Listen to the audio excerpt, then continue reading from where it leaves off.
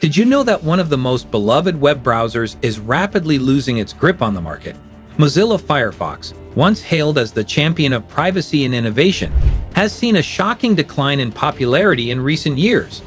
In fact, just a decade ago, it was the go-to browser for millions of users, but today it struggles to compete against giants like Google Chrome and Microsoft Edge. So, what went wrong? Was it simply the rise of its competitors? Or is there a deeper, more surprising story behind Firefox's fall from grace? Let's dive into what really happened. Mozilla Firefox was once a household name, known for its speed, security, and commitment to user privacy.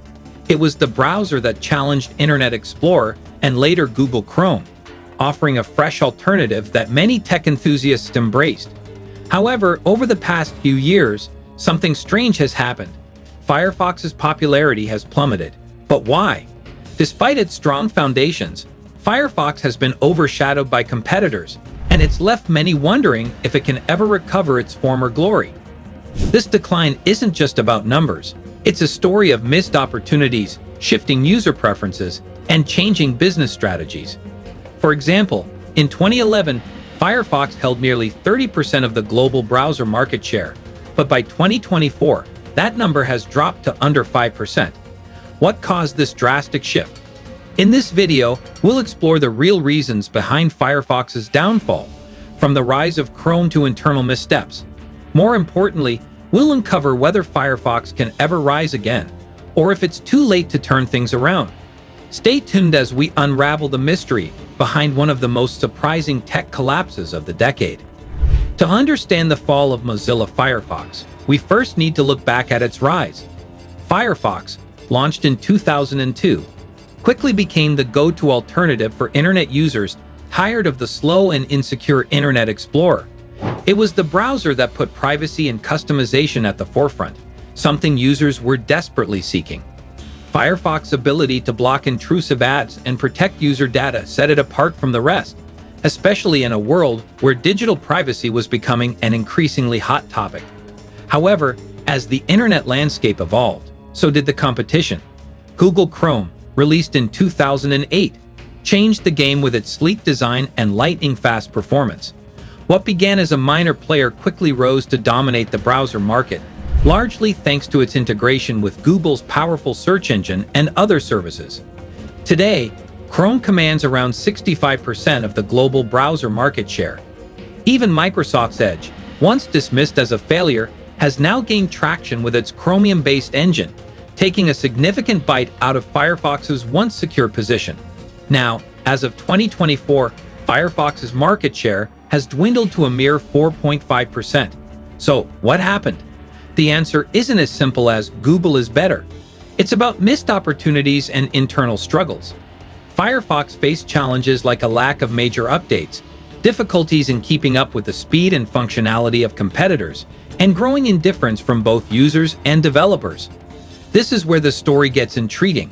What could Mozilla have done differently? And could they still pull off a comeback in the increasingly competitive browser wars? Let's find out. As we dive deeper into the decline of Mozilla Firefox, it's clear that the story isn't just about one browser losing out to another. There are layers to this mystery that challenge everything we thought we knew about success in the tech world. For starters, Mozilla, the company behind Firefox, is a non-profit organization. This may sound like a good thing. After all, who doesn't want to see more companies putting user interest above profits? However, this model might have ultimately hindered Firefox's ability to innovate at the same pace as its for-profit rivals.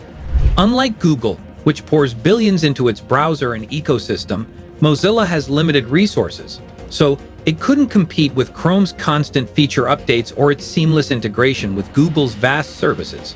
How could a non-profit like Mozilla ever hope to outpace a tech giant with seemingly unlimited resources?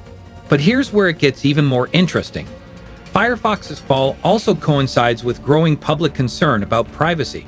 Ironically, this was Firefox's greatest strength, yet it became the very thing that couldn't save it. While Firefox led the charge for online privacy protections, something changed in how users began to view their digital footprint. In an age where tech giants like Google and Apple have started adopting stricter privacy policies, Firefox's early advantage became less of a distinguishing factor. But perhaps the most surprising part of Firefox's decline is the fact that many users simply don't care about browsers as much as they used to. Think about it, most people now get their web browsing done in Google's Chrome or Apple's Safari without giving it a second thought. We've reached a point where the choice of browser doesn't feel all that significant. Could this indifference be the real culprit behind Firefox's decline? The questions only multiply as we dig deeper. Was Firefox too slow to adapt to new tech trends? Did it focus too much on its privacy agenda while the world moved on to other priorities? Could Firefox have ever regained its relevance in a world dominated by Chrome? Stick around. We're about to uncover the answers. The most dramatic turning point in Firefox's story came in 2012. Mozilla, facing increasing pressure from competitors, decided to revamp its entire approach. They released Firefox 18, boasting faster speeds, better security, and an improved interface. Yet, despite these efforts, the browser struggled to gain traction in a world where speed and convenience had become the ultimate benchmarks for success. As Chrome's minimalist design and lightning-fast performance continued to dominate, Firefox's more complex and customizable interface began to feel outdated. It was a clear sign that Firefox wasn't just competing with Chrome, it was fighting an entire shift in how people used the internet. What really set Chrome apart was its seamless integration with Google's other services. Chrome wasn't just a browser, it was part of a larger ecosystem. The convenience of syncing bookmarks, settings, and passwords across devices made Chrome nearly indispensable. Mozilla, on the other hand, was limited in this regard. Firefox could offer privacy and security, but not the same degree of convenience. Experts like Jason Kint, a digital privacy advocate, argue that while Firefox remained the browser of choice for the privacy-conscious, it missed out on a key trend that drove the tech world forward: the seamless, all-encompassing digital experience. By 2015, Firefox's market share had been slashed in half, and the company was forced to make difficult decisions.